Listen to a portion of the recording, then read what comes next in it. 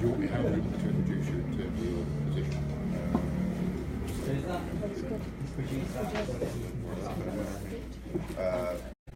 He's doing nothing. That's it. Good.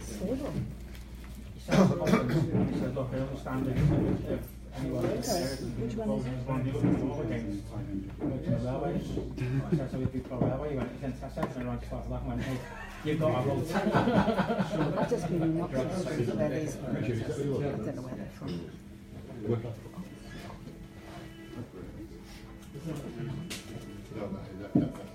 Do you have a prophecy in charge of Oxford against the Birmingham, didn't you? Fine county, right, not Thanks for the review, Sean. Oh, were you ready? It's a fantastic book. I'll say a little bit about my history of speaking at meetings since 1968, so we know the Irish one. Always making reference to the unity between Catholic Protestant and the provisional unity. You need more glasses. Back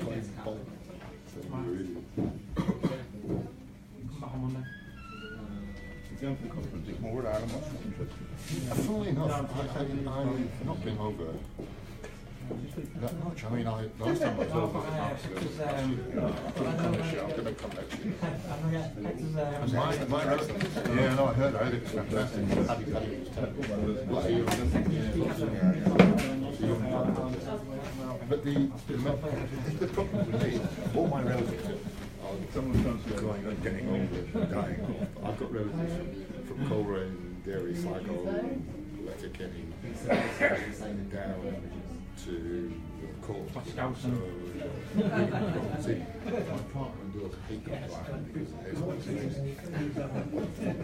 his which is true.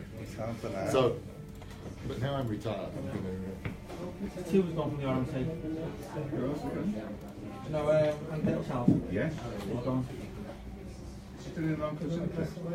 Still is. That'll be exciting for him then. Just literally had a text box, like Unjum and Matt McKenna text me saying, can you tell our little child that when he gets there it's not the Civil War anymore. They're not the same organisation.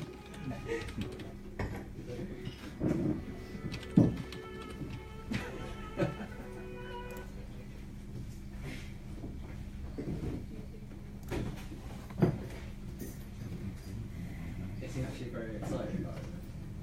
Andy, he's sent me a text saying, oh, can we go and see such and such a grave? Right. He started off as a union, a rail union man.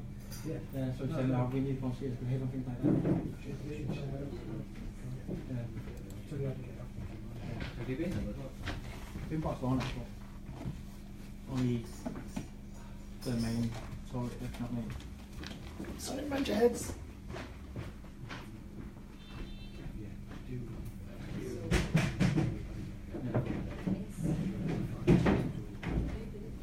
The best thing there is the about the city, the walking tour. There's run by caravan. Yeah. Did you go to the pub that people run as well? Do you know the pub? It's the same one. And so the whole pub was like dedicated to the Civil War. Oh yeah, no, yeah, I did go there. Yeah, yeah, that was quite good.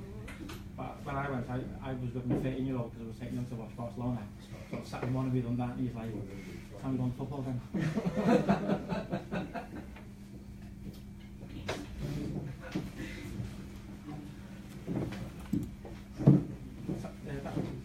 I went to the football museum as well, and that's really interesting about how much, right, what Franco done to the movement. Yeah.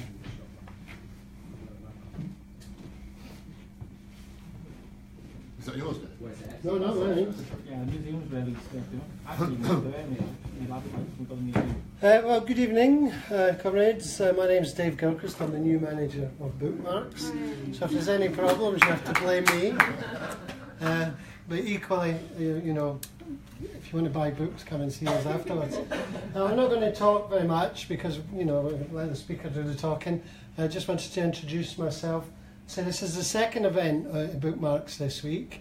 And in the new year, coming in the new year, we hope to have, well, at least one a week, but, you know, as many as we can, trying to build more events into the shop, get people more interested in books and reading, education, and also the political aspects of what's happening. So I'll hand over. Sean Doherty is going to chair tonight, and he'll introduce Speaker Sean Mitchell.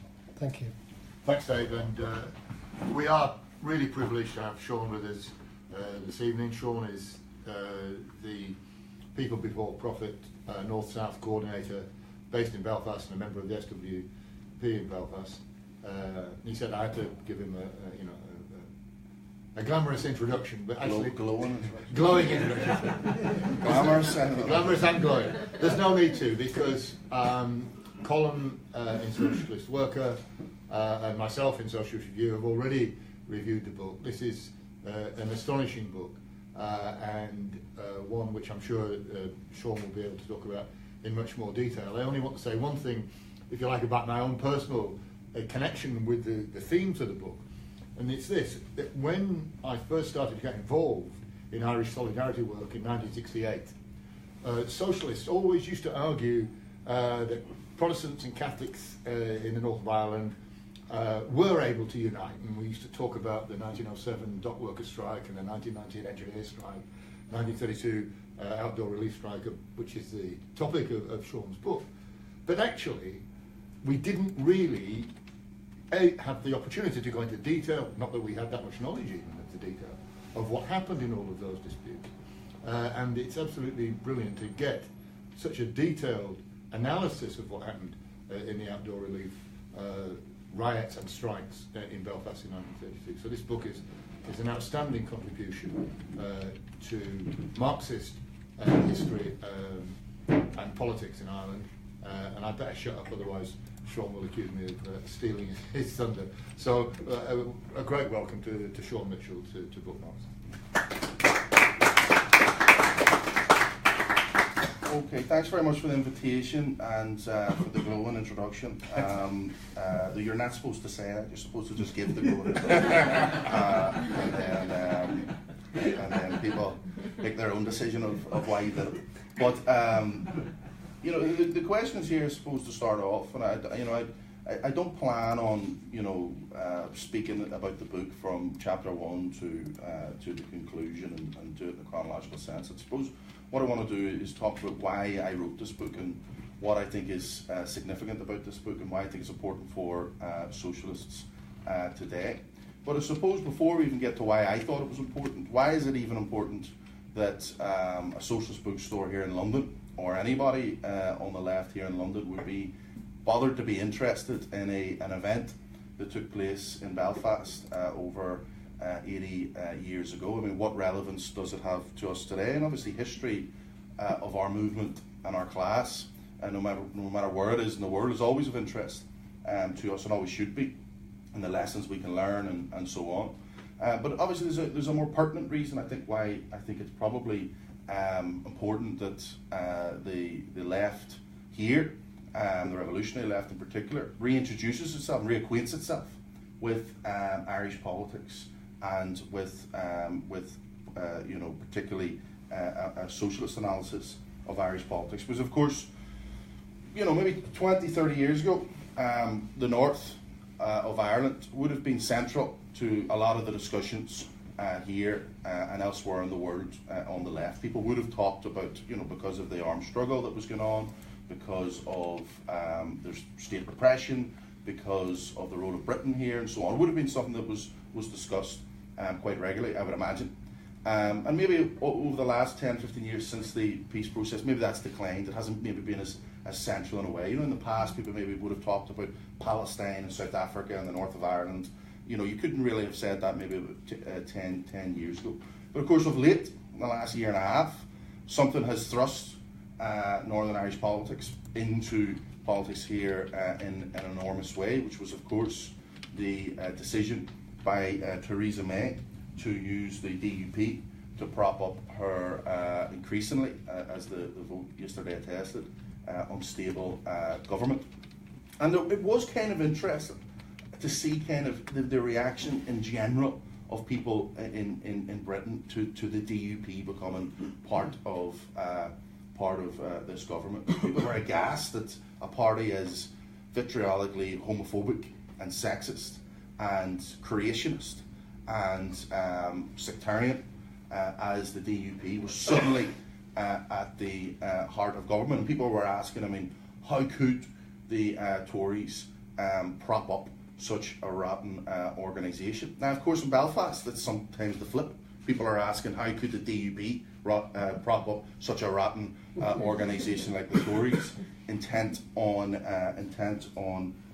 austerity and the gutting of welfare reform or welfare benefits and so on and so forth. So I suppose the politics in Belfast and politics here has become intertwined in a way maybe that it hasn't for a period. So I do think that's important. Of course, there was this sense amongst the general public maybe of who is the DUP and where do they come from and how can the Tories work with an organisation like this. And that's a positive thing. That's something that obviously people here should relate to. But it is, of course, also a factual thing that in reality unionism and that the DUP comes from is a creation of Toryism, of the Conservative Party, of British imperialism and of the British state. I mean, people will have noticed Theresa May when she came out after the announcement of the deal with the DUP, which, by the way, they hadn't made a deal yet. One interesting aside is that when the DUP go into government with the Tories, I think the Tories imagine they've got a new Lib Dems. The DUP are a far more adept organisation at negotiation and so on after 20 years of doing so Sinn Féin than the Lib Dems were. But nevertheless, she says, we as the Conservative and Unionist Party, we are delighted with this deal and so on and so forth. So she was keen to hark back to the fact that indeed the Tories and the establishment here had a connection with unionism. So I think these things are intertwined. And of course, where unionism came from was, of course, the British occupation of Ireland, of course, the British intervention there, and the Orange State that came out of partition. And what the book that I've written is about efforts by communists in Belfast to overcome the divisions that both British imperialism and unionism had sought to create in Belfast and across the north, to resist the Orange State that solidified unionism, solidified Northern Irish Toryism, in other words, in the 6 counties, and to try and to build a working class movement. So I think I think there could be a sense sometimes that history books of any kind can be detached, but I do think there's a certain pertinence to this now. So I think there's basically 4 reasons, I would say, why I think this book needed to be written or should have been written, and why I went about the arduous task, much of which was doing my own perfectionism rather than any actual real work, or you could call it perfectionism or procrastination, whatever your definition of sitting there and not finishing something is. But there are 4 reasons, I think, why I set about to write this book. And the first is, I think, just to simply retell the story. And of course, that might seem very, weak, a very weak explanation. But if you were to go to, if you were to say to someone that in 1932, Catholics and Protestants united in this extraordinary movement in Belfast, if you were to say to someone in London, they wouldn't have heard of it. If you say to people in Belfast, they wouldn't have heard of it either.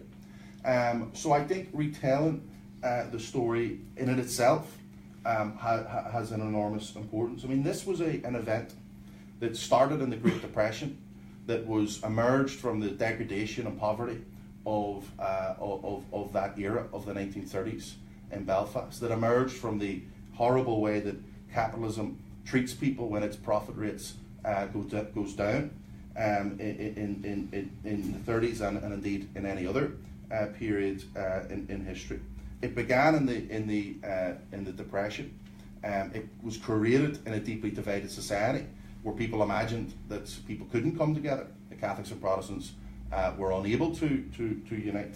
And yet, if you think of just the basic elements of this story, this was an event where, for probably the first time in history, or certainly the only time I think in the Northern State, where Catholics and Protestants rallied together as opposed to against each other, where they built barricades to keep the RUC out, the police in the north, rather than barricades to separate one another. This was an event where 17 people were shot on the streets of Belfast, 2 dead, 1 Catholic and 1 Protestant. This was an event where a curfew was called in the city, close to martial law at the time, where where the government lost all control of the city for a week. I mean, that basic telling of facts would suggest that this is an extraordinary event, an extraordinary episode. And if you think about, when I say 17 people were shot in Belfast, these are, I'll get to why and how that came about. But the difference between Bloody Sunday in Derry and the Bloody Tuesday of 1932, of which the book is about, really is only the lethal accuracy of the paratroopers in 1972 versus the accuracy of the revolvers of the RUC in 1932. In other words, this could have been a massacre on the same scale as what happened in Derry, only for the fact that those on the other end of the rifles were not the same trained as the paratroopers. I mean, this was an attempt at a state massacre of a working class movement in the city. And yet, if anybody, I don't know how many people here have been to Belfast.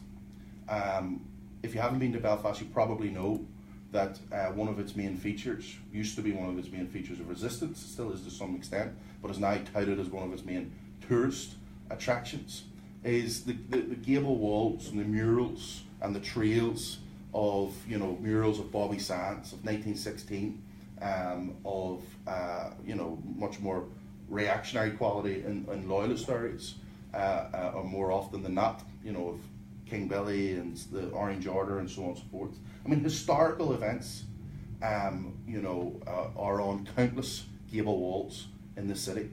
There are countless commemorations in the city to historical events. It's a city where, in the most base sense, history means a lot. And yet, there's nothing in the city to this event. There's not even a plaque. Trade union leader actually rang me up yesterday asking would I be interested in a plaque, but for the last 80 years there hasn't been, well, not for me, but to commemorate the event. There's not a statue, there's not a mural, there's no annual commemoration. And 17 people were shot on the streets. That's extraordinary. Even if you don't take political significance of this event, which we do, and we will come to, but even if you don't take political significance, that's obviously a very significant historical event. And yet, clearly, the main political forces in the city do not see it as either important or it sits uncomfortably with the history that they would like to keep alive. So the very first thing, the very first reason to write this book was to tell that story. And as I say, the bare bones of it is that the Great Depression caused enormous poverty in Belfast as it did elsewhere. The Unionist government had claimed that it would be a government that would look after the interests of Protestant workers, and yet as soon as the profit rates of the ship owners and factory owners and so on was hit, they started to cut wages. Doesn't matter if you were a Catholic or if you were a Protestant, people lost their jobs. And in Belfast, somewhere to 40% of people were unemployed, and there was this campaign that was organised, which I'll come on to. But in one of their demonstrations in October, the government decides to ban it, use the Special Powers Act to say that people aren't allowed to march in the streets. And when they defect, when they come out to refuse to accept the Special Powers Act ruling, the RUC opened fire on them. And again, to repeat, that is as I think as significant, and caused this enormous upheaval in the city for at least the best part of a week. And I think that in itself should be a justification for the book. So there was this big rat in 1930s. I was talking to people in the United States about this at one point, and I kept saying it was this big rat. And they thought I was saying a big rat. There was a lot of confusion for the best part of the talk. So not a rodent, but people throwing stones, all that shit. In the city, the RUC lost control. People set up barricades. But if there is some memory that emerges from that still hangs on, particularly in the sort of the left or the trade union movement in the north of Ireland. It's of this event as a sort of rosy period where, you know, Catholics and Protestants gave up their divisions for a bit of a period, and they all marched together, and they didn't live happily ever after, but they did for a week. And so on, and that this just, you know, it was this spontaneous explosion of anger. Things were so bad in the Depression that people were forced to have to come together. Well, the second reason why I wrote this book is to give a sense of, first of all, the campaign that preceded this, where this actually came from, how it happened, but also to give some sense of actually the thing could have went the other way. You know, the 1930s in Belfast did not automatically create class struggle or class organisation. In fact, you know, only months before this working class riot, there was a riot around the Eucharistic Congress, a sort of calendar event for Catholics in Dublin. And when Catholics pilgrims were returning to Belfast, they were attacked by loyalists, and violence ensued throughout the city. This was in July of that year. Indeed, as well as that, there were organisations that were emerging, particularly loyalist organisations, who used the economic degradation that was growing in the city at the time as a stick to beat Catholics. To essentially say, yes, Protestants are losing their jobs, yes, the Unionist government's not looking after them, but it's because they're giving too much to the Catholics. If only they would kick out the Catholics from those jobs, well, then there'd be enough Protestant jobs for everyone. So it was not automatic that people would just come together, you know, that circumstances forced them into this. I'm not saying the circumstances are not important, but what was incredibly important and had never really, I think, been documented in any book previous to this was the campaign that preceded this riot, this movement. It basically emerged from a small group of communists who were grouped in an organisation called the Revolutionary Workers' Groups, essentially a precursor to the Communist Party of Ireland. It had probably 120 members in the whole of Ireland, 30 maybe in Belfast, and it was its political framework at the time was what you would have called third period Stalinism.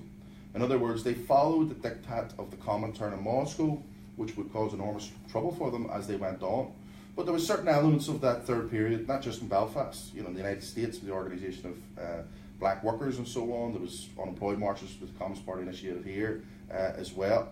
A sort of, you know, often sectarian disdain for the trade union bureaucracy and so on, but at the very least some sense of, you know, rank and file organisation from below, a desire to get things moving, you know, some sort of, they were ultra left, but they had a commitment in this period at least to working class organisation, to working class struggle. So certainly we wouldn't be uncritical of this period, but nevertheless there were features of it that allowed the communists to have some positive impact. And the communist parties around the world at this time, particularly here actually, and the United States, were putting a lot of emphasis into the organisation of the unemployed. You know, there were hunger marches in the United States. There were the veteran marches in Washington. There were the marches here in the 1930s. There was a riot in Birkenhead at the time in 1932, just before this. There was, you know, big organisation of the unemployed. Basically, this group, the Revolutionary Workers Groups, sets out to try and do the same thing, to organise the unemployed. And again, to repeat, it is not like they just took a decision one day and says, we're going to organise the unemployed. Catholics and Protestants come together. There's more that unites us than divides us. Let's do it. Let's come together. And hey presto, everyone came together. In fact, the first 2 years of efforts to make this happen, they were attacked by loyalist mobs. They found it very difficult to organise, and so on and so forth. But they keep at it, and they keep trying to agitate, because at some level, the problem with of course the loyalist position has the beauty of just simply being able to blame someone. It didn't actually have any impact in trying to improve people's lives. I mean, people are on the breadline here, and I think when the communists began to organise in 1932, things have shifted. It's 2.5 years since the Depression has begun, and they basically decide. And again, this is an important thing. When we say unemployed, as is today, not everyone who's unemployed doesn't work. I mean, often a lot of people who are unemployed work. Usually they have to work for their benefits. They have to work, because the government says, that you have to do this particular course or whatever, etc., etc. And the same happened in Belfast in the 1930s. There was a system called the Poor Laws, where basically, if you were unemployed, you went through a series of systems of things. There was unemployed insurance. And the important thing about unemployed insurance was that it lasted a maximum of a year. And then there was a thing after that called transitional benefit, which lasted 6 months. So if you lost your job in 1929, 1930 in the shipyards, by 1932, your unemployed benefit, your transitional benefit has run out. So you went into this thing called the Board of Guardians, who would administer relief, which is a very minuscule sort of variation of the welfare state. And they would give you jobs on schemes, fixing street lights, fixing streets, that kind of thing, for a pittance, a bare pittance.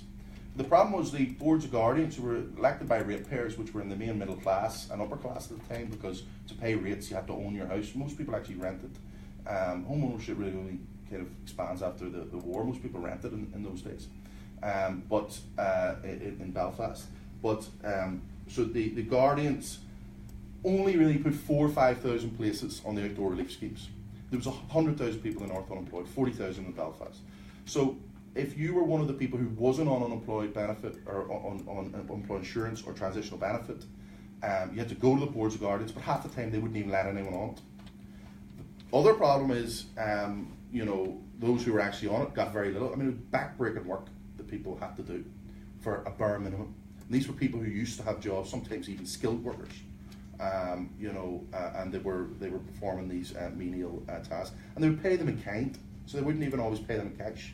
So they would say, "Hi, well, we want to ensure that you're going to buy that, spend that on food, so we give you stamps, things like that. So pay in kind rather than even pay them in cash." So the campaign, what they decided to do in June of 1932 is to organise a quasi-union. Now, in the traditional sense, not really a union. It doesn't. It's really a campaign of these workers, but nevertheless sets out to organise the democratic sort of organisation of these workers. And they basically call a rally. The first rally in Belfast has 1,000 people in July. The second one in July has 5,000, 10,000 at the start of August, 20,000 at the end of August. And these 4,000 workers get organised into a thing called the outdoor relief schemes. And they organise these huge rallies. And in October they decide to go on strike, to have a strike of the 4,000 outdoor relief workers. Now, I think what's important about this, and this was the strategy that the communists were pursuing at the time, wasn't that they felt that the 4,000 relief workers were somehow the only people who could fight, and the other 35,000 unemployed in Belfast were of no consequence. I think what they attempted to do was to use the organisation of the relief workers, the unemployed relief workers on the schemes, as a sort of focal point around which their strike could then possibly unite a mass movement of the whole unemployed. And this is what transpires.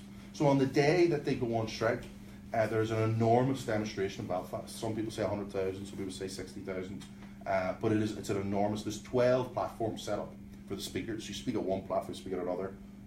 Technology was limited at that time,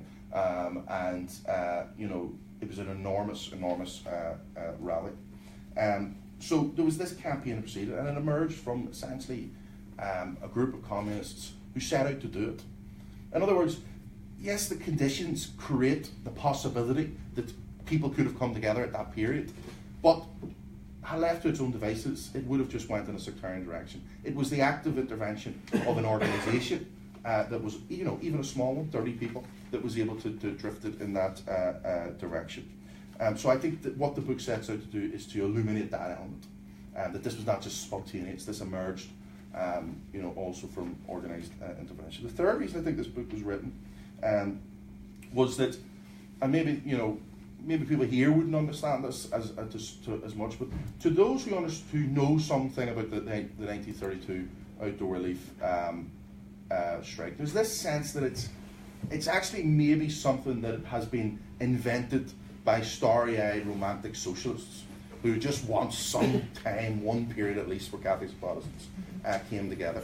And so, sometimes when you actually read survey histories or various things that cover this period to some degree, they will, they cover it with sort of arrogant remarks, you know, about the event, and you know they would convey without any actual reference, you know, that this wasn't really, you know, they came out, they threw some stones and so on. So I mean, some people even writing things like, you know, I quote them in the introduction, you know, that actually the Protestants attacked the Catholics during it and all this, you know, sort of stuff. So the third thing the book tries to do is to actually convey that the unity on display during both the movement that preceded it and the riots was very real. I mean, there was reports of barricades, people coming from the Shankill, the Protestant end of Belfast, and the Falls end, coming to build barricades in the middle of the night. There were reports of the meetings where, you know, delegations of workers from East Belfast would come in, and everyone would, mainly probably a Catholic crowd at that stage, give them a round of applause, and all these kind of, so it was a very real unity. But also, I think what's important, and the book tries to set out this obviously in less detail, it was not just something that happened. Then you know, the event ended and everyone went back to whence they came. Actually, there was residual impact of this unity on the politics of the city. So there was an extraordinary strike in 1933, the Irish Railway Strike, one of the most violent strikes in the history of the country. A strike that saw involvement of these specials, which was the main loyalist organisation, a state sort of funded loyalist organisation, and IRA members were involved in blowing up railway lines at the behest, at the request of the Protestant workers, intervention from the communists and so on. There was an organisation called the Republican Congress that was set up that had branches in the Shankill Road, the branches in East Belfast and so on, and all this is made possible by the struggle. In other words, it's the struggle that created the possibility that ideas of a different kind, in other words, socialist ideas, left-wing ideas, could become to be one. And the evidence suggests, though they didn't win out in the end, that was certainly a possibility. And those events, I think, very much attest to that. And they all deserve the Republican Congress deserves a book on its own, and the railway strike deserves a book on its own, and so on. But you know, this event in the most divided city, you know, it creates socialists out of previous loyalists. It creates communists out of previously die-hard IRA members, and so on. There is a there is a things are thrown up in the air by the struggle. It creates enormous possibilities. And I suppose lastly, in terms of why I think I wrote this book, is that again I reject the idea that this is some starry-eyed romantic myth on the part of socialists who maybe have had a few too many drinks or whatever. But it's also not the case that, you know, everyone came together and then that was the end of it. You know, sure, that's brilliant, everyone came together. There was also, this book I think tries to give the story of the account, or the account of the story in a truthful and honest way. Not just for the sake of being truthful and honest, but to actually analyse and trying to learn from the fact that, okay, struggle emerges, but it's not just a simple case that a struggle emerges and that's the end of it. It's not just the case that Catholics and Protestants will unite and that's the end of sectarianism. It's not just the case that black and white workers will unite, that's the end of racism. There will always be efforts by those forces on the right, organised forces of the state, to divide people again afterwards. And of course, you know, there can be a naive sense in any movement that, I think Chris Harman said in one of his articles once that every movement begins with this sense that all the old ideas and arguments are no longer important. You know, everything's done. The unity is more important now. Let's not have the old debates. But at some point, the movement faces a crossroads, and it's do you go that direction, do you go that direction. And the question of do you go that direction or that direction is a political debate. And the question of do you go that direction or that direction is usually determined by the strength of political organisation inside of that discussion. In other words, you know, in the most basic sense, is it going to go counter-revolution, revolution? Well, that depends on the revolutionary force versus counter-revolutionary forces. But even before you get to that stage, you know, all the debates that come about, and it's very clear that I think there was underestimation by the communists involved, particularly I think because of their Stalinist politics, of that this movement was simply wipe out all vestiges of sectarianism that would go away, and that was not the case. You know, economic struggle could create the conditions to fight, or create more favourable conditions to win a political argument or to win a political idea, but it doesn't do so automatically. I mean, it takes a political a political fight. And I think this is very stark in the case of the 1932 movement. So of course, the Ulster Unionist Party, the Orange Order, loyalist forces from below who seek to re-articulate the class concerns in a right-wing direction, all begin to organise to try and break this. People here, maybe people of a particular generation, maybe not, I don't know, will know all these kind of quotes in relation to the North, that the Unionists said that it was a Protestant state for the Protestant people, that Brookborough said that we should not have a Catholic about the place. Forget them all now, but there's another couple that people will kind of list off. You'll see them, you know, in left-wing analysis of the North and so on. Almost all these quotes come in the year after 1932. You know, people, you know, I'm not saying they don't have a universal point to them about what unionism is about, but they all come after that period. And there's an organised effort to break people in this period. And I think that brings questions for us, you know, and obviously it's not a simple answer, but certainly in the case of the North, you know, if you're looking for a strategy to overcome sectarianism, to bring people together, well, the Liberal strategy has clearly not worked. Let's get Catholics to learn about the Orange Order, and let's get Protestants to learn the Irish language, and that'll all be great. That hasn't worked. The state strategy of state-managed sectarianism, of where you actually fund sectarianism, where you placate sectarianism, has not worked. The only strategy that has actually ever had any genuine impact on bringing people together has been class struggle. But in us analysing how we may utilise that in the future, we also think have to discuss you know, the relationship between that struggle and the necessity of political organisation. As I said, you know, these struggles emerge, but they don't just wipe out these ideas. And there's, you know, we use this kind of slogan in Belfast where we say, you know, you can ignore sectarianism, but sectarianism won't ignore you. In other words, you can say, listen, the movement should not talk about sectarianism. The movement should not talk, because that will only divide people, etc. But it's the precise ideas of Orangism and so on which eventually come about to destroy the unity in the movement. So you can ignore sectarianism, but sectarianism won't ignore you. And I think you could use that, you know, for any kind of politics of you know, divide and rule or oppression or whatever. Our very kind chair here has given me no indication of how long I've spoken for, so I'm very liberal. Yeah, I've seen.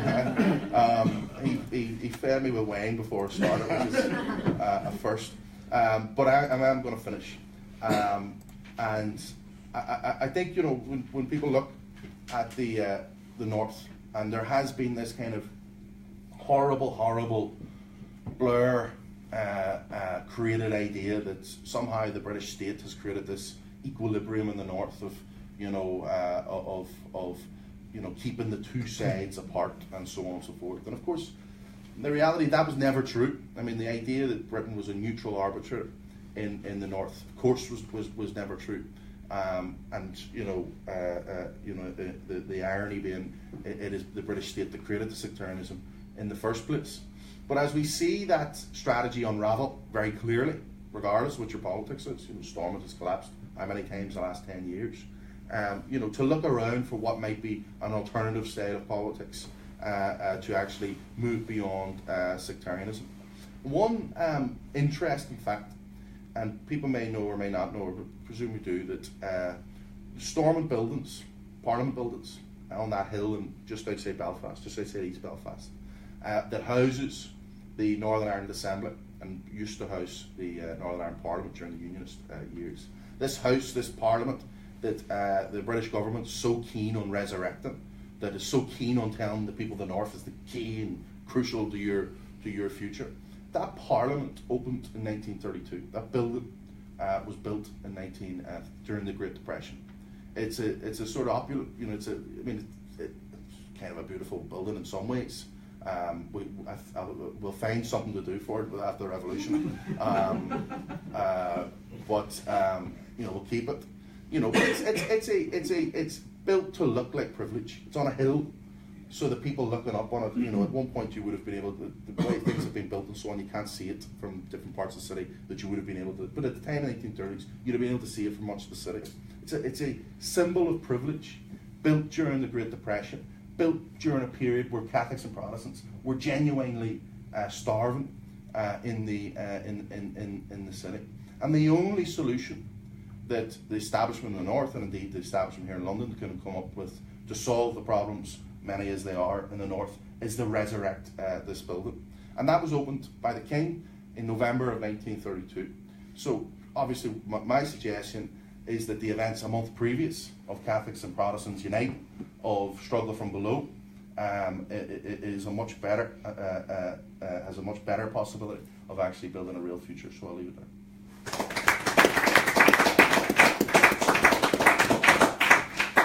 Thanks very much, Sean, and I'm sure Sean is more than happy to answer any questions, but you know, it's a fairly informal gathering. Comrades and friends can make contributions as well, so I'll throw it over to the floor. Any suggestions, any ideas? Yeah, comrade. I want to come back. I said people do change in the course of struggle. Like in the 1980s, I was working in London and working with a lot of young Irish guys. A lot of the branch chair at the UCAT branch, and there's another guy in the UCAT branch. They came from a Protestant background, but they'd come to London and they'd actually finished up joining Sinn Féin because they actually identified with Catholic workers. Another example is my sister. She went over like rural Scotland. Basically, there wasn't guns and bars, but there was discrimination against Catholics, and that there was a small Catholic church. Basically, we didn't talk to them at school. If you were walking down the street, you would cross the streets. You didn't have to meet them. So my sister, she had pictures of Ally McCoist on the wall. She went to university in Glasgow. She actually watched the Rangers, and just finished up marrying an Irish Catholic. She's actually become a Catholic. All get three kids. They got basically they've been christened in County Wexford. They're all christened as Catholics. So people do change.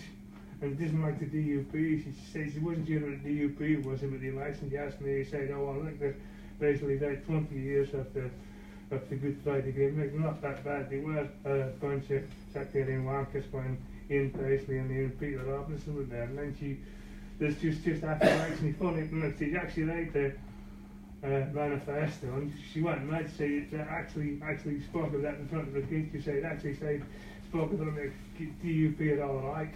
And she actually read the manifesto and says they had a bunch of FNCs. Why did he say it's okay in front of my kids? So people do change in the course of struggle, and when they get politicised.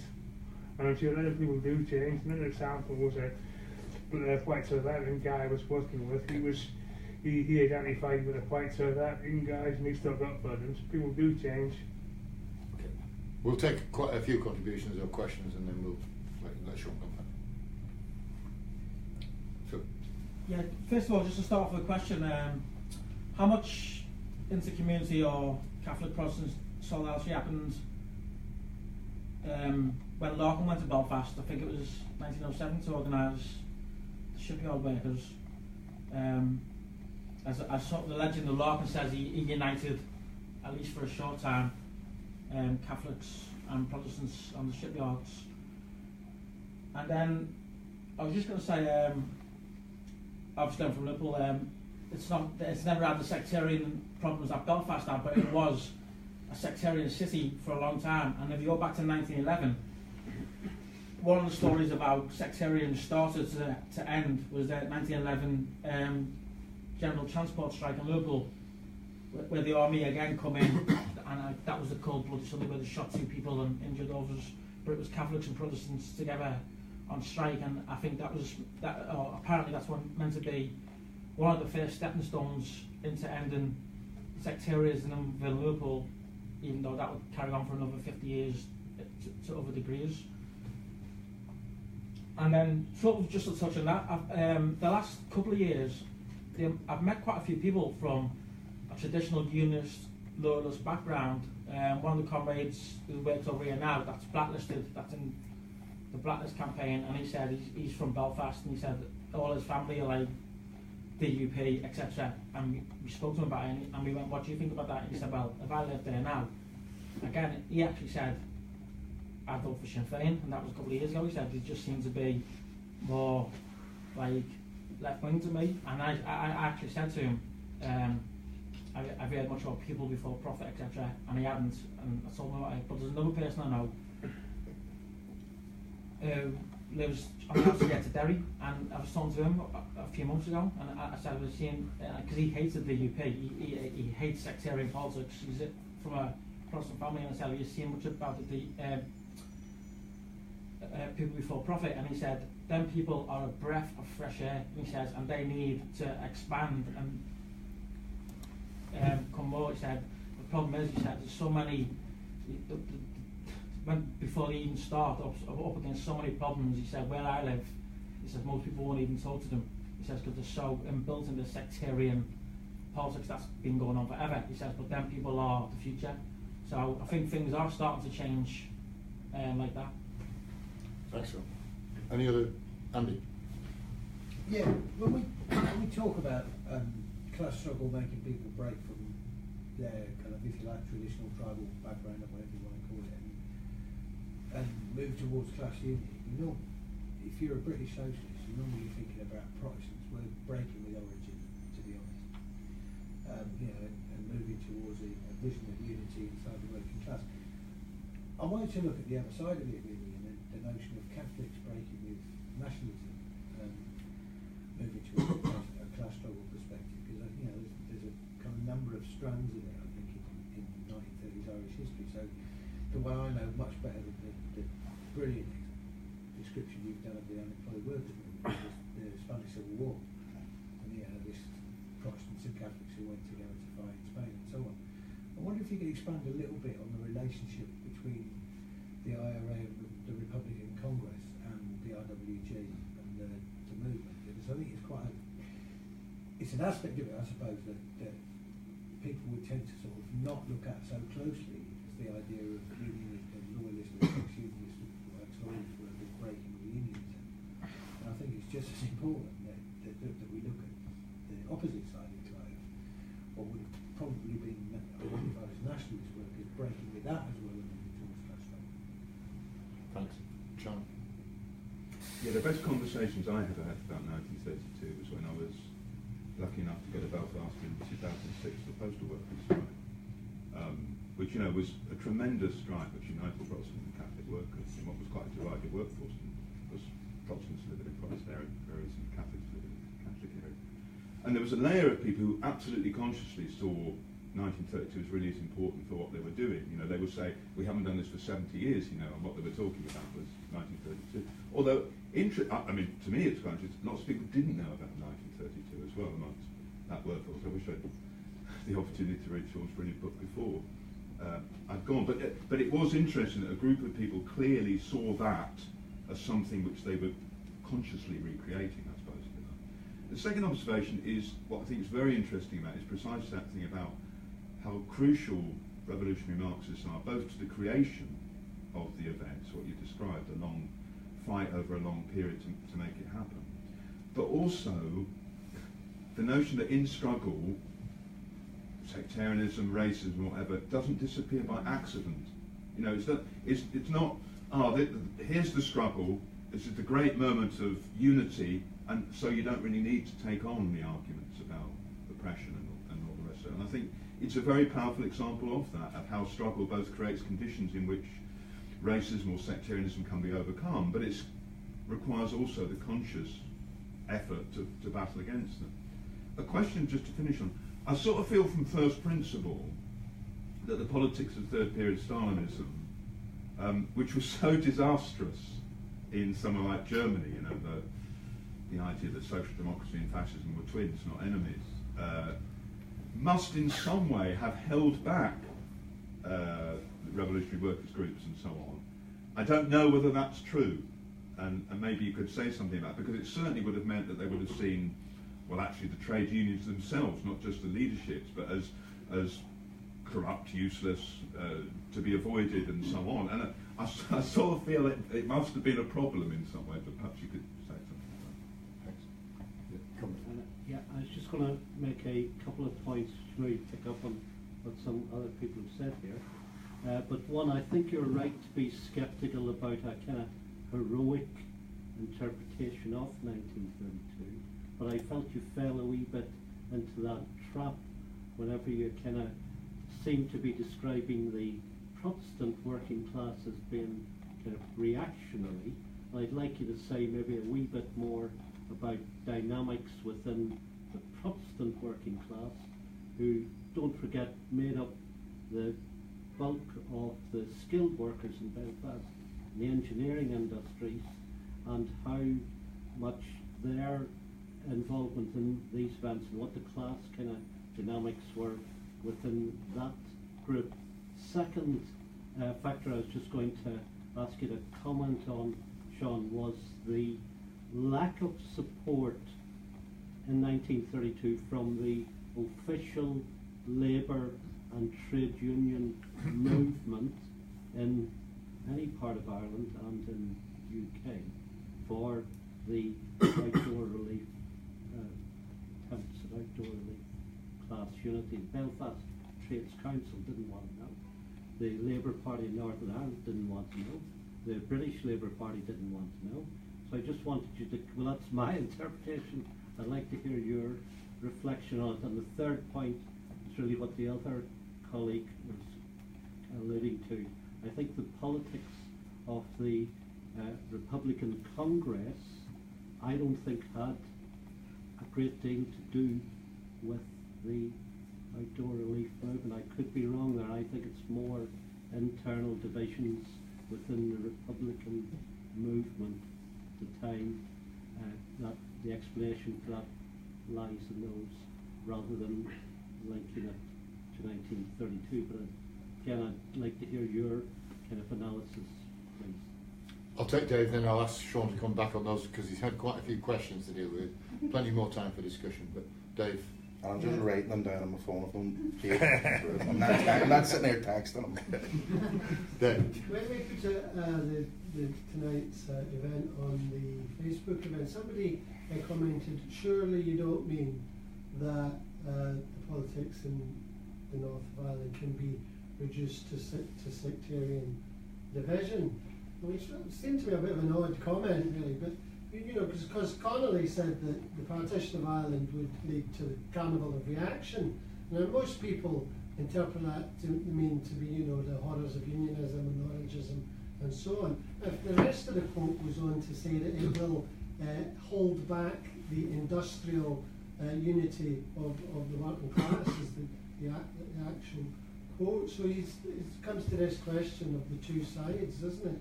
That partition allowed unionism, but it also, on the other side, held back Catholic workers as well, in terms of, you know, moving them in a direction of nationalism and so on. So again, I think I come back to this question: how, you know, if we're saying that people moved into the industrial struggle, or moved into this class struggle around economic and industrial issues,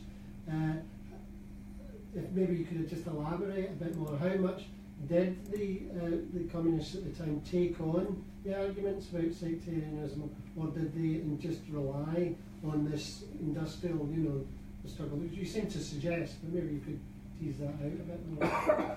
I'm going to ask Sean to come back on those questions, because there were quite a few, and then we'll take the discussion forward after that. Okay, Sean. Okay, so well, on the 1907 thing, obviously I don't have time to go in. Jim Larkin arrived from Liverpool and was very central to organising what became a general strike in the city. At one point the police were on strike, and it was another example of you know, Catholic and Protestant unity. There's a book called City in Revolt by John Gray, which is, I'm sure it's here, or yes, it's not, which is the best book to read on that. And I mean, when Larkin, sometimes it can be, the story can be told in a kind of, Larkin certainly plays a very, very crucial role, but sometimes it can be kind of told in this sort of hero fashion, that, you know, the class is divided, and then Larkin arrives on the boat, and then everyone, I mean, there was an enormous strike in 1906, mainly women workers, in the mills in the city, which was often forgotten. There was a kind of beginning of an upsurge in the city when Larkin arrives back already, but he certainly did play a crucial role. I mean, actually, when Connolly was an organiser in Belfast in 1911, Larkin would tease him, sometimes a little more than teasing, in letters, saying, well, I united the Catholics and Protestants, why can't you? Now the period had kind of shifted. I don't even know if Larkin could have united them at that period. It's just before the pogroms of 1912. But yes, so that's the book to read on 1907. On the question of third period, I mean, there are enormous faults with the third period styles. It's ultra left. It presumes a revolutionary period is coming, which is important for this. It takes a sectarian position towards the Labour Party. In general, Labour parties around the world takes a sectarian position towards the trade union leaderships. Its formal position wasn't sectarian towards trade union organisations. It had, the Communist Party in Belfast would have had, couple of significant shop stewards. But in practice, it created a sectarianism towards the trade union movement. They didn't attempt to build rank and file networks, for example, because they saw it emerging from outside of it. So, for example, in 1932, in the main, the revolutionary workers' groups approach to workplaces was from the outside, asking people to come out at lunchtime. They didn't have anything inside the trade union movement that could affect it. I think in different countries it's different. I think in the north, where the trade unions were, shell-shocked, they had been very, very inactive since the pogroms in the 20s. The Labour Party, the Northern Ireland Labour Party, was not the SPT of Germany or either the British Labour Party. There's a sense to which, even with the fault that they had, it didn't impact them in the same degree it would have in Germany. In other words, the sectarianism towards the Labour Party and the trade union bureaucracy was probably not as impactful as it would have been in other countries where you had a more established Labour Party and a more established trade union movement. That's not to say it didn't have an impact. I mean, for example, I think in actually maintaining a movement afterwards, their sectarian approach to supporters of the Labour Party was one of the main reasons they couldn't maintain. So as these forces then began to enter the struggle, so what I'm basically saying is these forces weren't involved in the struggle in 30-31, and though it was the wrong position to take, it was kind of non-consequential to some extent in what they were trying to do. When the trade union movement actually becomes active in 1932 and indeed 1933, and when the Labour Party begins to grow out of this as well, that sectarian approach is disastrous, because they can't really maintain a movement, because they're attempting then to maintain not a mass movement, but a movement essentially run by their organisation that doesn't involve these forces. So, I mean, I think there were elements of, the other thing, when I say there's elements of third period, I mean, I prefer the Popular Front period, for example. When the Popular Front period in Ireland, when they essentially moved to a quasi-nationalist position, what I'm saying is there was elements in the third period that allowed them to organise the kind of movement in the outdoor relief movement in 1932 that I don't think they'd have done in the Popular Front period. I mean, that's a complex question about the third period. Certainly would not be lauding it or uncritically, but I think there's specific circumstances in the north that meant that it wasn't as impactful in the way in the disastrous situation obviously that emerged in Germany and so on. Now here's the thing. At no point in my talk did I say Protestants were reactionary. I did say loyalism was reactionary. And there is often this, and I think this is increasingly the case, this position that people think if you're talking about loyalism, you're talking about Protestants. If you talk about republicanism, that's not the case. Loyalism is a political ideology, it's a political movement. It's not an identity. It's not a nationality. It does not represent all Protestants. It is a reactionary movement. That's not to say, that there won't be times where socialists would work with loyalists. There are loyalists in the trade union movement and so on. But it's not. There is not an equal sign between the word loyalist and the word Protestant. It's not the same. The same thing. Now, and I think that's important to acknowledge, because you see, I'll come on to the thing about republicanism, but sometimes the attempt to essentially create an equivalence between loyalism and republicanism, I'll get on to the criticism of republicanism in a second, really fails to understand the role of loyalism in class struggle in the north. I mean, you know, and the specific role that Orangeism has played in breaking class unity. I mean, this kind of playing on both your houses approach, both sides are bad at each other and so on. It has it has the strength, at least, of being a very simplistic position that anyone can regurgitate, but it's, you know, it fails to recognise the way loyalism works. What loyalism is essentially a reactionary articulation, and particularly in the 30s, of that class discontent, but in a right-wing direction. Rather than building a movement to resist the state, they're building a movement to say the state is too soft on Catholics. You know, so they're not necessarily, I mean, people always say that loyalism is a puppet of the state. Not quite the case. There's a dialectical relationship between the two. But, you know, and it has some class content. Loyalism talked about unemployment. Loyalism talked about the lack of jobs. But it talked about it in a reactionary way that pointed the finger at the other side. And I think we have to be very clear about the nature of loyalism, but also the nature of the fact that loyalism does not equal the Protestant working class. Now, on the question of the Republican movement, that the Republican Congress had nothing to do with the 1932 movement. Okay, you pointed out yourself that you says it emerged from the divisions in the IRA. But where did those divisions come from, and what were they about? The divisions that emerged in the IRA in the 1930s are over the question of whether the IRA should solely focus on the national questions, the removal of partition, or whether it should, as well as doing that, focus on social questions. And that's where the division emerges. That is enormously exacerbated by the 1932 riots. The IRA as an organisation do not get involved in the outdoor relief riots. They actually send out a declaration to their people saying, don't get involved in this. But a lot of their members do get involved in it. And a lot of their members are actually leading figures in the localities and so on. And this creates a schism both at rank and file level. I mean, I quote some of the people in in Chapter 5 of Republicans who says, this made me think about social questions for the first time. This made me think about questions about jobs and so on. People like Pat O'Donnell, George Gilmore, who's from a Protestant background and so on, they begin to argue that the IRA should take up social questions. 2 weeks after the outdoor relief riots, the IRA put out a declaration to Protestant workers in Belfast. It's a propaganda declaration. It's actually not bad, but it's kind of, you know, it's them attempting to say, oh well, we want to win. I mean, it's, you know, it's only, it doesn't have any practical implications, but they do it. When the railway strike happens in January 1933, the IRA jump on.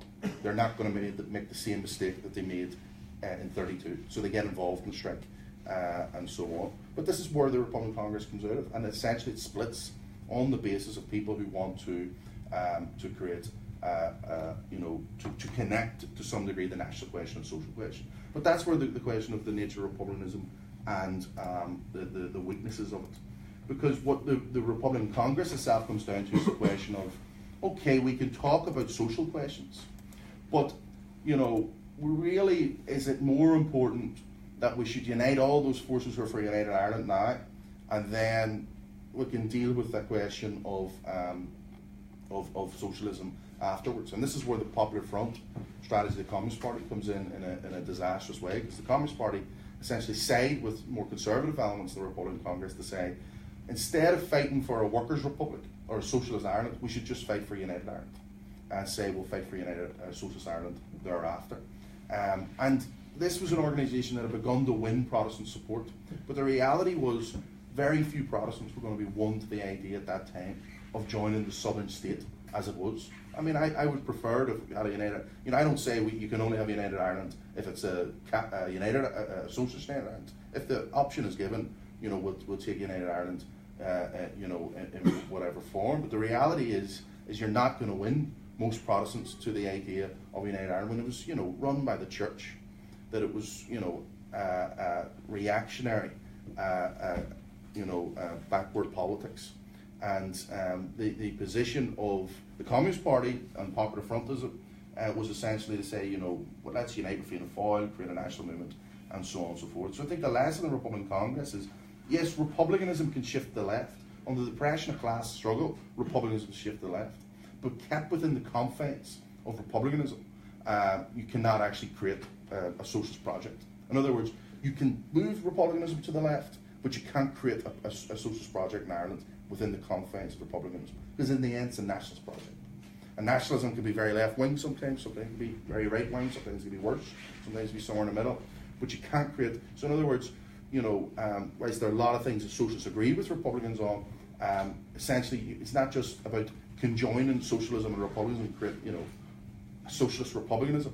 It's about going beyond republicanism to create a different type of politics. Now, the question of winning Catholics away, and I think that's, you know, again, I think the starting point isn't that we're uncritical of nationalism. I think we should reject the kind of plague on both your houses approach. But the same goes for, in the same way that any group of workers, you know, I think that, you know, there was some degree to which the 32, as I said, began to have an impact on those of a nationalist persuasion as well. And as I say, I think to win the kind of class struggle socialist project that we want to build, we can work with Republicans. We should work with Republicans. We'll defend Republicans when they're under state repression. But we have to insist that you know, to actually win socialism, you have to move beyond the Republican project. You have to break with the Republican project. And I think the problem with the Republican Congress, it's a very important event, or a very important organisation, regardless, is its failure to move beyond republicanism. Thanks, Sean. There's time for more discussion, more questions, more comments. I'll take Esme and then Con. Thanks. Yeah, firstly, just to say thank you for your introduction. I think there's a lot of social history being written about a lot of things by a lot of people, and sometimes it's very hard to dig out what the political lessons of them are. Every social history obviously has political lessons, but sometimes they're very deeply embedded and you have to do a lot of work. So I really like the way that you introduced the topic of what are the key political arguments for the book and how does the story mesh with the book. So I think that's very useful. I also thought it was quite interesting what you said about the relevance of Irish politics in Britain and the ebbs and flows of the interests that people have, and I think you're right about that. I think back to 20 years ago where there was a lot more interest in Irish politics than maybe there has been, and you're right that it's coming back up the agenda again for all the reasons that you talk about, but also for other slightly bizarre things like the Irish board and the question of Brexit, of putting these things back, I think, in the centre of politics and getting people thinking about that. But I just wanted to ask you a question, really, because the book is clearly written as a political tool, and with that political framework. I just wondered how it's going down in Belfast and what you're trying to do with the book as a bit of a project to use it politically, and how, well, across Ireland, but particularly in Belfast. I'm very interested in what sort of reception it's had and whether it's opened any doors for you, what you're doing with it. Thanks, Con. Yeah, I just wanted, it's great that you came over, Sean, to introduce the book. It's just so important to get talking about this. And I think that one of the things about the book that really impressed me was taking on the idea that class struggle in itself would just get rid of sectarianism, and the way in which you really draw out that point. Sectarianism, class struggle go out of the same soil, that desperation and so on that can be either both, you know, expressed to the left in a positive way in class politics, or also the growth of loyalist organisations, racist organisations, and right-wing organisations too. And that whole thing, I think, is really, really well handled, rather than just being a simple celebration of 1932. You also bring it forward to 1935 when there's, you know, sectarian pogroms in Belfast, and that unity is smashed, you know what I mean? And I couldn't, I thought, and just to say, I think, you know, I think what's great about the book is sort of trying to draw out those lessons for today, because this happened with the civil rights movement as well, didn't it? You know what I mean? Like, people look back to the civil rights movement with very rosy coloured glasses and sort of say, oh, there was a time when Catholics and Protestants united and the Labour Party was involved in it, and it was all trying to sort of not be sectarian and all that sort of stuff. But, you know, you could try to ignore sectarianism, but the state uses sectarianism in order to try and smash that. I was just wondering if you could maybe talk about those ebbs and flows, I suppose not ebbs and flows, but how that relationship was working in Belfast at the moment, and how you sort of try to handle it and be a bit more proper, because it must be a very, you know what I mean, a very challenging situation. You know, at one level, just in the last few years, you have massive public sector strikes, do you know what I mean, with tens of thousands of Catholic and Protestant workers in the streets, and then a couple of months later, sectarian riots and, you know, the loyalist flag protests and all that sort of stuff, you know, again, raising that thing of saying loyalist workers, or Protestant workers are losing out because the Catholics are getting everything. Do you know what I mean, that these two things are coexisting? And I'm just wondering if you maybe, you know, talk about how you, following on from what Esme said, you know, so how you use it in Belfast, how's that project going with people? Any other questions or comments? Dave, just give us some indication of time. What time is it now? It's 7:45. What should we say? Well, if we can finish by 8, we can Fine. plenty of time for drinks. and- Yeah, all right. So any other questions or comments? I'll let Sean come back on that, and then we time for a few more. Okay? Well, They were both similar. it's a big question in terms of relationship class sectarianism to today. I mean, one point I would make is that in addition to the possibility that class struggle can overcome sectarianism, obviously the thing can work on the flip side as well. And there is this kind of horrible vicious circle that happens in Belfast politics. It's not something that is innate, but I think emerges from the nature of the trade union leadership and so on. But that, often it's the lack of action by the trade union movement in Belfast over political questions, over the austerity, over homelessness and so on, which creates the conditions on which things like the Loyalist flag protest emerge. But then the response to the trade union movement is to then go, well, we can't really do anything now because all this fucking flag protest stuff's happening, and things are very tense, and so I'm not sure about strikes right now, and not sure about a campaign. So there is that vicious circle in the sense that can work the reverse, and this happens quite a lot. When again, referring to the thing about drawn equivalence. The trade union movement has a rotten history when it comes to opposing loyalist sectarianism and state repression. There's not an empty history of things that are of use and important, and things that did happen that were good and so on. But when dissident Republicans shot 2 British Army soldiers in Mazarine barracks in, remember what year it was called? I think it was 2009. Yeah, the trade unions organised demonstrations against that, and I think that was the right thing to do. I mean, you can have political debate. There was political debate in our organisation at the time about what that meant, but they were arguing we shouldn't go back to the armed struggle of the past. Okay, I mean, the content of what they said was not quite as good as that, but nevertheless, you can see why there might be an argument for doing that.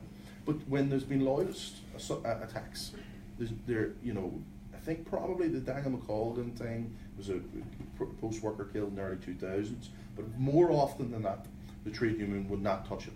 During the flag protests, so they're happy to say when 2 British Army soldiers are killed in Antrim, no going back, but when the loyalist mobs are shutting Belfast down, and attacking Catholics and so on, there's not a word, not even a statement. During the Loyalist flag protest, it took like a year before a statement came out. Not even just a fucking press statement. Never mind a demonstration or something to that kind. So, that's the sort of pessimistic side of it that can work on the flip side. But I do think there's been I think the November 30th strike that happened in, I think it was 2011, happened in Britain here as well. I think that had a big impact. I mean, I think the growth of people for profit is partly to do with some of those strikes, and I think you can see a correlation. I mean, we did very well after the 2015 strikes in North. We did very well after the November 30th stuff in 2011. But where the struggle dissipates, and there's not, the trade unions don't give leadership and so on, the conditions are left for loyalism to or others. And I think there is as well the role of dissident Republicans who essentially try and use the anger to push support for a dead-end armed struggle. Which, I mean, to be honest with you, 95% of dissident armed struggle is shooting people in the knee for selling cannabis. I mean, that's just a bare reality. Go check how many people they shoot very many British soldiers. They shoot working class people who are selling drugs or accused of selling drugs or fall out with them and so on and so forth. So I think that vacuum, just like the 30s, can cause difficulty. I think that the big question in the North recently has been Brexit, and Brexit emerges in the North through a prism very different than it emerges here. It's the same question: the nature of the EU, the nature of what it's done not only in here, but what it's done particularly in the south of Ireland, where it's enacted crushing austerity and so on. but it was mediated through all the specificity of the northern politics. I mean, think about it. It's called Brexit, British exit. So what's the immediate thought process of a Catholic in the Falls Road when they see this British exit happening? The automatic thought process isn't to jump for joy, but we took a position of leave in the European Union referendum that to some extent in the context of the North, when the main forces calling for leave, the DUP and UKIP, so the smaller force in the North, the TUV and so on and so forth. So it was very easy for Sinn Féin in a snap election in 2016 there to run around West Belfast for 6 weeks saying these people are unionists. Do you not know they're this British exit thing? But I think that the situation's transformed. I think the election, was presumed was going to be a Tory runaway victory. I think the situation in Catalonia with the role of the EU. I mean, you've Sinn Féin sitting there saying, the EU is this wonderful progressive institution, and then they're organising, rallies in support of Catalonia. I think the situation in the south, where essentially the EU forced the Irish government, it says, we're going to back you with this border question. You're signing up to PESCO, and you're going to increase your military spending, and you're going to join the EU army. That has again transformed the question. So-called anti-imperialists, essentially advocating the end of the British Empire, decaying British Empire, in order to join this new European Empire. So, I think the question is shifting in our favour, and I think the terrain for making a socialist argument against the European Union is much more favourable.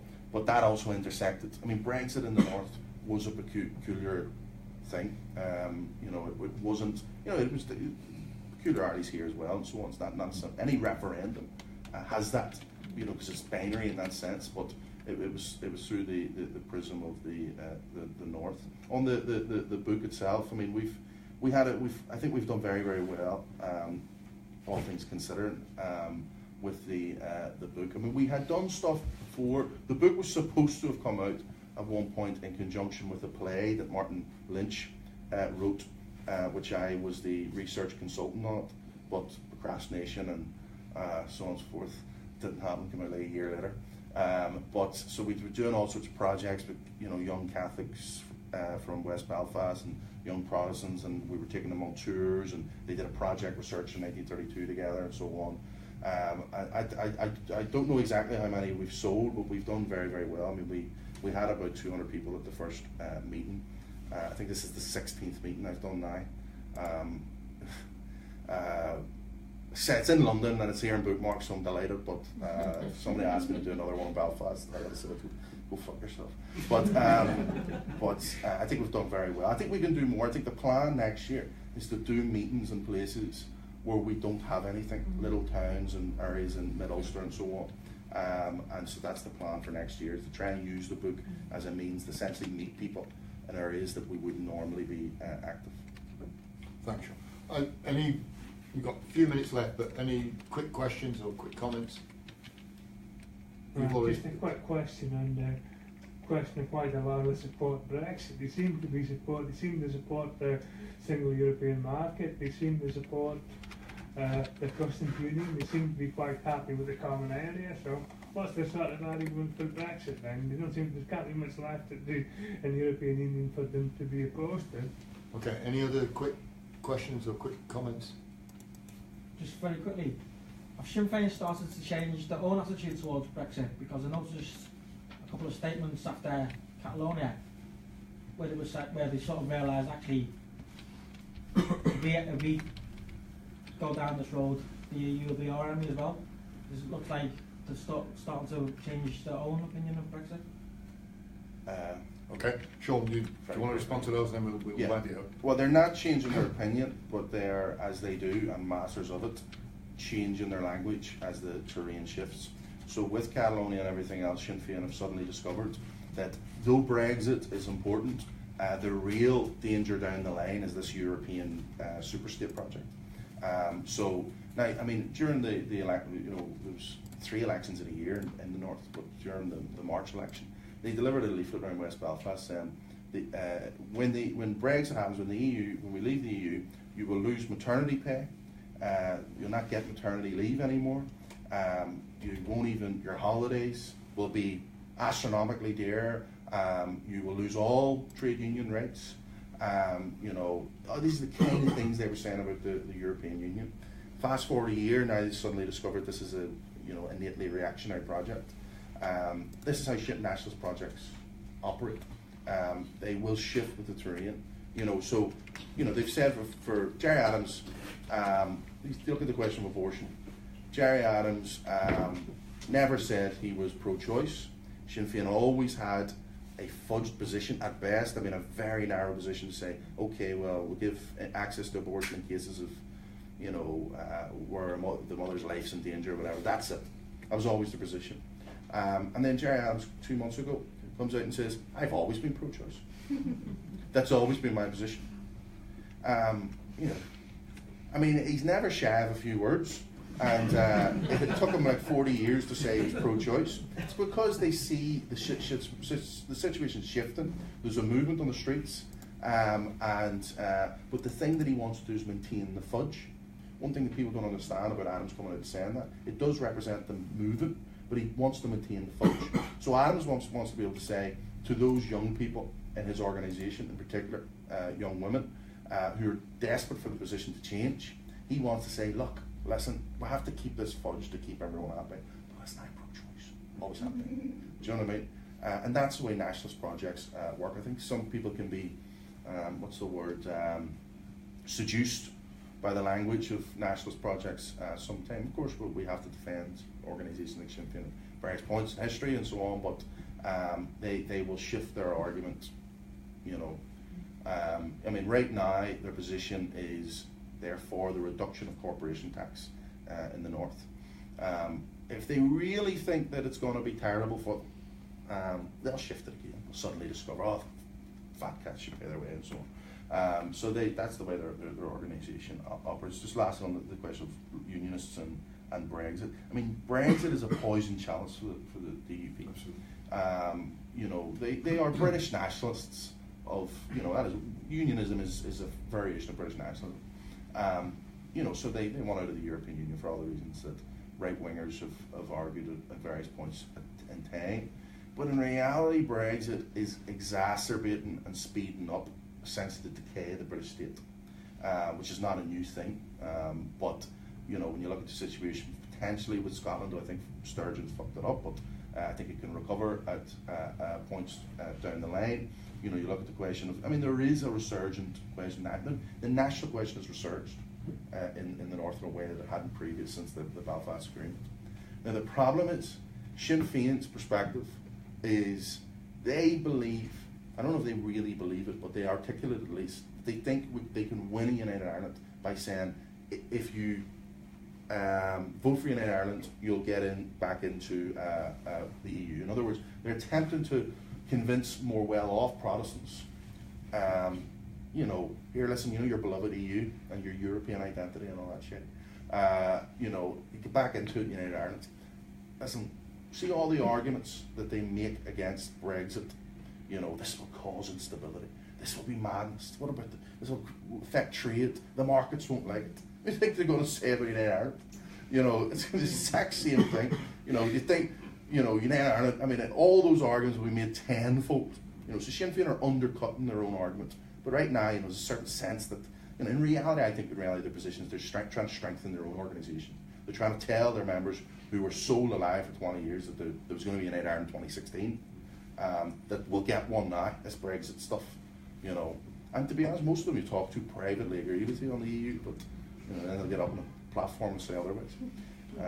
So thanks for the invitation anyway. It's been great to come over, and hopefully I can be back some other time. And can I just say, it remains for me just to say two very quick things. First of all, thanks to Dave and to Bookmarks for hosting the event. And these discussions are very, very important for us. Informal and you know, chatty and friendly and all the rest of it. And that's great. But far more importantly, just thank Sean for coming over, and not just for his talk tonight, which was fantastic and provoked the kind of discussion that we've just had, but more importantly, actually, for producing a book which I think is a phenomenal contribution to the history of Irish politics and Marxist analysis and class struggle. And if anybody hasn't got it, there's plenty of copies here. Stay behind and talk to Sean and us for a chat if you want. Perhaps have another drink or whatever. But thanks again, Sean, and we've really enjoyed the evening. Thank you. Thanks.